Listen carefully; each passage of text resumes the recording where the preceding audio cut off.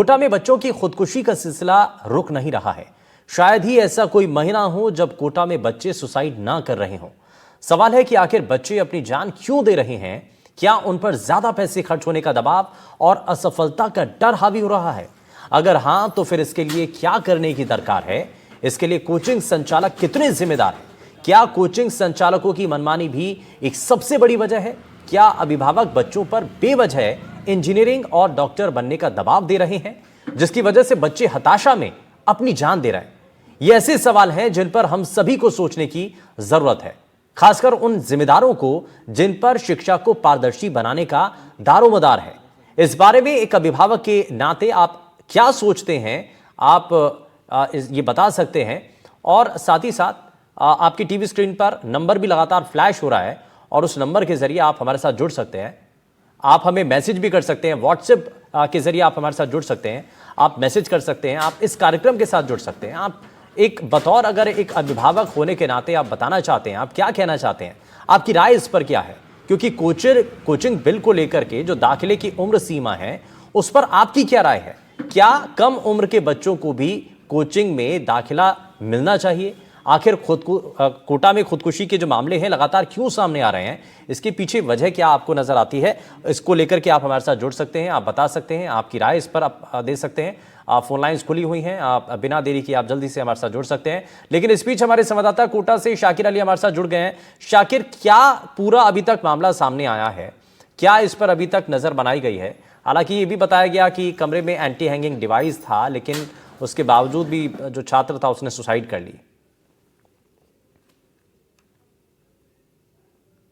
ये देखिए, बिल्कुल परिजन जो है कोटा पहुंच गए हैं। कोटा एमबीएस हॉस्पिटल की मोर्चरी के बाहर की तस्वीरें हम दर्शकों तक पहुंचाते हैं। परिजन जो है कोटा पहुंचे हैं और अंदर पोस्टमार्टम जो है वो उसकी कार्रवाई चल रही है। पिता जो है बिल्कुल गमगीन है, क्योंकि बेटा जो है उनका वो इस दुनिया से चला गया है। ये एम्बुलेंस जो है बिहार से ही लेकर के यहाँ पर आए हैं। परिजन जो है गंभीर आरोप जो है इस पूरे मामले में लगा रहे हैं।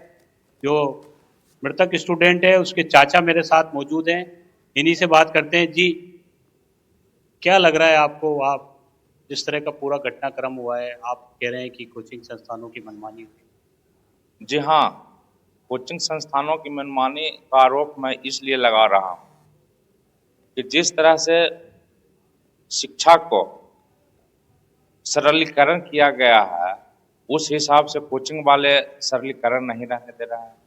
यहाँ कोटा जो एजुकेशन का हब है, इसको रुपया का हब शिक्षण संस्थान के द्वारा बनाया गया है और इसमें सरकार हाथ पर हाथ धरे बैठी है। इसलिए मैं सरकार से एक गुजारिश करता हूँ, प्रार्थना करता हूँ कि इस तरह की पुनरावृत्ति दोबारा न हो। इसके लिए सरकार कड़ी से कड़ी कार्रवाई शिक्षण संस्थान पर करे। आपके भतीजे वाले मामले में क्या रहा? आपको क्या लगता है किस तरह का उसको प्रेशर था? क्यों उसने आत्मघाती कदम उठाया? क्या जानकारी मिल पाई है अब तक आपको? ऐसे तो चूंकि 24 तारीख को हम लोग से बात हुई थी, उस तो खुशनुमा माहौल में उससे बात हुआ। और इधर क्या शिक्षण संस्थान का एलएन का क्या रोल रहा, बच्चों को किस तरह से मानसिक उत्पीड़न कर रहा है, इसके बारे में पुलिस को और सरकार को दोनों को गहन जांच करने की आवश्यकता है, ताकि भविष्य में इस तरह का पुनरावृत्ति न हो। आप हॉस्टल संचालक से भी मिले होंगे, किस तरह की गतिविधियां बच्चे की थी? कोचिंग वो लगातार जा रहा था या नहीं जा रहा था? क्या इस तरह की उसके सिम्टम नजर आ रहे थे, ऐसे हाव भाव दिख रहे थे उसके कि वो तनाव में है? इसके बारे में मैं जा करके पता करूंगा। इसके बारे में विशेष अभी जानकारी नहीं है, लेकिन मैं अभी जा रहा हूं उसके रूम पर, जा करके मैं पूछताछ करूंगा। और सरकार से खास करके ये मांग जरूर करता हूं कि पूरे भारत में कोटा शिक्षा का हब बना हुआ है और छात्रों को, अभिभावक को आने के लिए यहाँ सरकार से एक अंतर्राष्ट्रीय एयरपोर्ट की मांग करता हूं, ताकि आने जाने में सुविधा हो। हम लोग विगत 22 घंटे से सफर कर रहे हैं और 22-25 घंटा और जाने में लगे। इसलिए इस घटना के बाद सरकार का कम से कम आंख खुले। शर्मा जी के सरकार इस पे ध्यान दें। और विशेष में क्या बोलूं, आप लोग भी लोकतंत्र का चौथा स्तंभ है। अच्छा शाकिर, जरा आप लोग को भी इस जानिए पे उनसे, विशेष ध्यान देना चाहिए। जानिए बार जरा थोड़ा बंधुओं शाकिर खास उनसे करके कि क्या हुआ था, आखिरी बार बातचीत हुई थी, बच्चा डिप्रेशन में लग रहा था, कोई वजह नजर आ रही थी? रहा है, और मैं प्रयास करता हूं कि आगे भी रहेगा। आखिरी जब उसकी बात हुई थी तो कब हुई थी? क्या उसको इस तरह का लग रहा था? परिजनों से जब बातचीत हुई थी आप लोगों को ऐसा लग रहा था कि ये डिप्रेशन में है बच्चा? क्या परेशानी उसको थी? देखने से और बात करने से तो कभी नहीं लगा। होली की छुट्टी में घर आया हुआ था, और हम लोगों ने काफी प्रयास किया कि यहीं रुको, लेकिन पढ़ाई के लिए उतावलापन या हुआ कहिए ललायतपन, उसका टिकट भी था, और बोला कि ना हम वहीं जा करके पढ़ाई करेंगे। एकाएक 24 को बात नहीं हुआ, तो फिर हॉस्टल के कर्मचारियों के द्वारा हम लोग को सूचना मिली। तो परिजन जो है वो साफ तौर पर ये कह रहे हैं कि बच्चे के हाव भाव से ऐसा नहीं लग रहा था, परिजनों से भी लगातार संपर्क में था, लेकिन उसने ऐसा आत्मघाती कदम क्यों उठाया? ये तमाम चीजें जांच की और सरकार से मांग कर रहे हैं परिजन कि इस पूरे मामले में गंभीरता से जांच की जाए। आने वाले वक्त में जो है कोई ऐसी घटनाओं की पुनरावृत्ति ना हो, राजस्थान सरकार इसको लेकर के महत्वपूर्ण कदम उठाए।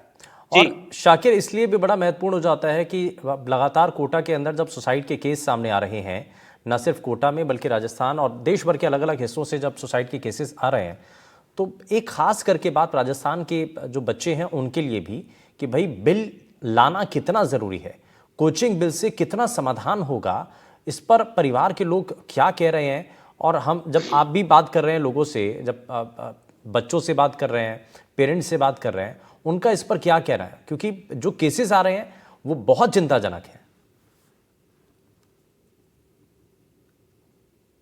जी बिल्कुल, देखिए इस इनके घर का बच्चा तो चला गया, लेकिन मैं बात करने की कोशिश करता हूँ उनसे इसी बारे में। जी, राजस्थान सरकार एक बिल लेकर के आ रही है जिसमें सरकार का दखल होगा कोचिंग संस्थानों पर नियंत्रण के लिए, मॉनिटरिंग के लिए, बच्चों को स्ट्रेस फ्री रखा जाए, इस तरह के उस बिल में जिक्र किया गया है। ये बहुत सराहनीय और छात्रों के हित के लिए बहुत उपयोगी विधेयक है। इसे पास करा करके लागू करना चाहिए। शिक्षण संस्थान पर जब तक सरकार का नियंत्रण नहीं रहेगा, आए दिन इस तरह से कोटा में बच्चों अपना जान गंवाते रहेंगे, सुसाइड करते रहेंगे या आत्महत्या करते रहेंगे। जी देखिए, जो परिजन है ठीक वो है। भी कह रहे हैं कि बिल जो है बहुत ज़रूरी है, हाँ। सरकार का दखल होना बहुत ज़रूरी है। कोचिंग संस्थानों पर जो बच्चे पढ़ने आते हैं उनमें जो है बच्चों को सरकार की तरफ से कोई ना कोई दखल होगा तो कुछ अंकुश लगेगा तमाम चीज़ों पर, इस तरह की बात कह रहे हैं। हालांकि इस परिवार का बच्चा जो है वो चला गया है, पिता जो है, तस्वीरें आप देख सकते हैं, एमबीएस हॉस्पिटल के पोस्टमार्टम रूम के बाहर की तस्वीरें हैं। पिता जो है मायूस बैठे हैं, क्योंकि इस तरह की जब तस्वीरें होती है तो बड़ी दयनीय स्थिति होती है और बहुत ही अ, रोंगटे खड़े कर देने वाली बिल्कुल तस्वीरें शाकिर, होती ये है। बड़ा लेकिन मुश्किल होता है जिस ऐसे में तरह से परिवार कोटा में लगातार परिवार के बच्चों के लिए इन सब चीज़ों को फेस करना। आप लेकिन ऐसे कई परिवार अब तक हम देख भी चुके हैं शाकिर, क्योंकि कई ऐसे केसेस अब तक सामने आए, लेकिन कम से कम आगे ऐसे घटनाएं ना हो, इसको लेकर के कोशिश करने की ज़रूरत है। खैर बहुत शुक्रिया शाकिर, आप जुड़े हमारे साथ। लेकिन लगातार टीवी स्क्रीन पर नंबर फ्लैश भी हो रहे हैं और हम आपसे ये भी कह रहे हैं कि आप अपनी फ़ोटो के साथ हमें व्हाट्सएप नंबर के ज़रिए आप अपनी राय दे सकते हैं कोटा सुसाइड मामले को लेकर के। कोचिंग बिल कितना ज़्यादा ज़रूरी है और क्यों आखिर कोटा के अंदर सुसाइड के मामले बढ़ रहे हैं, इस पर आप हमारे साथ जुड़ करके अपनी राय जो है वो दे सकते हैं व्हाट्सएप के जरिए। लेकिन आपको बताएं कि कोचिंग स्टूडेंट के सुसाइड मामले में बिहार के नालंदा से जब परिजन कोटा पहुंचे तो परिजनों ने कोचिंग संस्थान पर गंभीर आरोप लगाए हैं। कोचिंग संस्थान बच्चों को प्रेशर कर रहे हैं, ये परिजनों ने आरोप लगाया। राजस्थान सरकार से जल्द बिल लाने की परिजनों ने इस दौरान मांग भी की है। उनका क्या कहना है, जरा वो आपको दिखाते हैं। कोचिंग स्टूडेंट के सुसाइड मामले के बाद परिजन जो है कोटा पहुंचे हैं और बच्चे का जो मृतक के शव का पोस्टमार्टम करवाया है। जो छात्र है उसके चाचा हमारे साथ है। जी, क्या रहा, आपको क्या लगता है जिस वजह से इस तरह का कदम उठाया बच्चे? बच्चों को जिस तरह से सहूलियत के हिसाब से शिक्षण संस्थानों को शिक्षा देना चाहिए, उस अनुरूप लगता है कि शिक्षा नहीं मिल रहा है। केवल रुपया छापने की मशीन के हिसाब से यहाँ कोटा में बच्चों को पढ़ाया जा रहा है। और मानसिक तनाव ही बच्चों को सुसाइड होने का कारण है। आपका जो भतीजा था, कब उससे बात हुई थी लास्ट टाइम? और पढ़ाई में कैसा चल रहा था? कब यहाँ आया था? परिजन के संपर्क में था लगातार? विगत 1 वर्षों से हाँ वह नीट की तैयारी कर रहा था, क्योंकि अभी वो 11th में ही था, 12 भी नहीं किया है। तो मुझे नहीं लगता, हम लोग से तो खुशनुमा माहौल में बातचीत होता था। अब शिक्षण संस्थान का क्या दबाव रहा, हम लोग को नहीं पता। क्या आपकी मांग है, सरकार से कुछ मांग कर रहे हैं? अब राजस्थान सरकार बिल भी लेकर के आ रही है बच्चों के लिए, बच्चे स्ट्रेस फ्री रहें, उनको माहौल अच्छा मिले, सरकार का दखल रहे उसमें। कोचिंग में सरकार का दखल अति आवश्यक है, क्योंकि सरकार का जब दखल कोचिंग संस्थानों में रहेगा तो आए दिन जो बच्चों का सुसाइड हो रहा है उस पर निसंदेह है कि काबू पा लिया जाएगा। इसलिए सरकार से मैं मांग करता हूं कि आगे से दोबारा घटना न हो। आप शिक्षण संस्थानों को, खासकर शर्मा जी के सरकार से ये मैं मांग करता हूं कि अगली बार से इस तरह का घटना न घटे, ताकि दूसरे राज्य से जो आपके राज्य में पढ़ने आते हैं, जो शिक्षा का हब यहाँ बना के रखे हुए हैं कोटा में, उस हब को बदनामी हो रहा है। आप इस पे अमल करें और अंकुश लगाएं। तो जो मृतक छात्र हैं उसके परिजन सरकार से मांग कर रहे हैं कि सरकार जो बिल लेकर के आ रही है उसको जल्द अमली जामा पहनाया जाए। हालांकि इस परिवार का चिराग तो बुझ गया है, लेकिन जिस तरह से वो आरोप लगा रहे हैं कि कोचिंग संस्थानों की मनमानी, इसके अलावा कोचिंग संस्थानों की ओर से जो प्रेशर होता है, वो भी एक बड़ा कारण बनता है बच्चों के आत्मघाती कदम उठाने में। तो परिजन कोटा पहुंचे हैं, कुछ देर में जो है यहाँ से रवाना होंगे। कल जो घटनाक्रम हुआ था उसके बाद से लगातार कोटा की जवाहर नगर थाना पुलिस भी इस पूरे मामले की जांच कर रही है, लेकिन इस बीच परिजन जब कोटा पहुंचे हैं तो उन्होंने जो है गंभीर आरोप इस पूरे मामले में लगाए हैं। कोटा से सहयोगी हेमंत जोशी के साथ शाकिर अली, एनडीटीवी।